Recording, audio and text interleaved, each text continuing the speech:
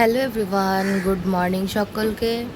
এখন সকাল 6টা বাজছে। তো আমরা সকলে স্নান করে তৈরি হয়ে গেছি। এখন আমরা মন্দির দেখতে যাব বলে। তো চলুন, আপনাদের সাথে যেতে যেতে রাস্তায় দেখা হবে। আর আমাদের হোটেলের লোকেশনটা শেয়ার করে দেবো, আমি কোন হোটেলে আছি না আছি সেগুলো আমি পুরো ডিটেলস আপনাদের দিয়ে দেবো। চলুন এখন মন্দিরে যাওয়া যাক। তো রেডি হয়ে গেছি, সকলে মিলে যাই ভিতরে গিয়ে আবার আপনাদের অবশেষে আমরা দীঘার জগন্নাথ মন্দিরে পৌঁছে গেছি। সকালের ভিউটা কিছুটা এরকম, ভীষণ সুন্দর, অপূর্ব।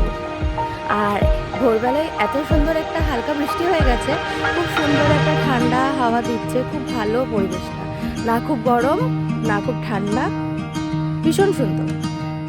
ইচ্ছা আছে সন্ধ্যাবেলাতেও একবার মন্দিরে আসবো, জানি না সময় করে উঠতে পারবো কিনা, তবে রাতের ভিউটাও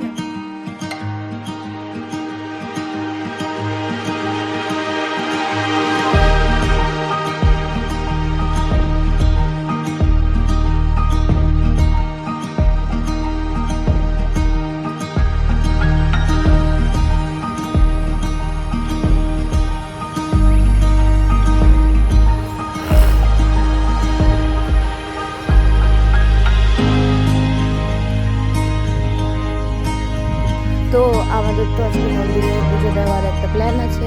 তো আমরা সকালবেলায় চলে এসেছি পুজো দেবো বলে। এখন মন্দির চত্বর পুরো ফাঁকা, হয়তো খুব বেশি জন হলে 10-15টা লোক থাকবে। কিন্তু একদিকে আমি প্রথমে সকালে আসতে চাইছিলাম, ভাবলাম একটু দেরি করে যাবো, দেখলাম না সকালে যাওয়াটাই বুদ্ধিমান। একদম এত শান্ত একটা পরিবেশ, খুব ভালো।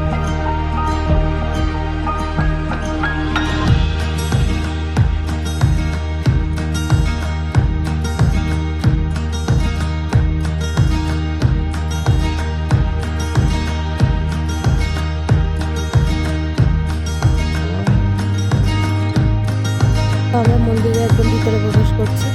চলুন ভিতরে ভিডিওগ্রাফি অফটাই নিচ্ছি। আসলে গর্ভগৃহের ভিতরে ফটো তোলা এসে, কিন্তু বাইরেটাই ফটো তুলতে কোনো সমস্যা নেই।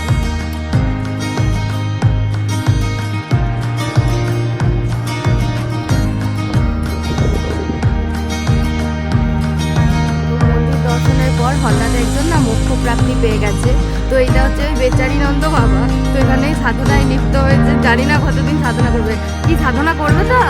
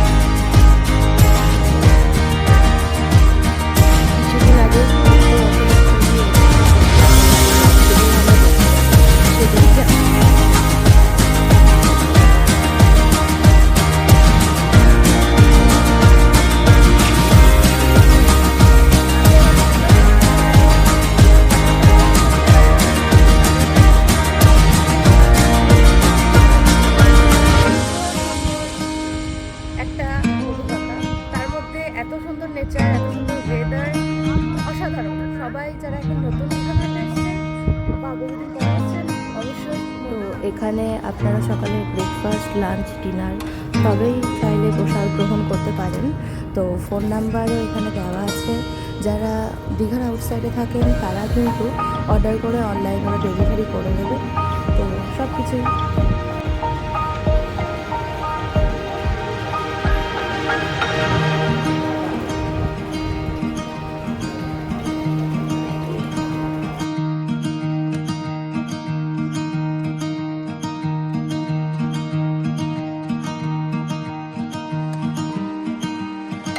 মাতা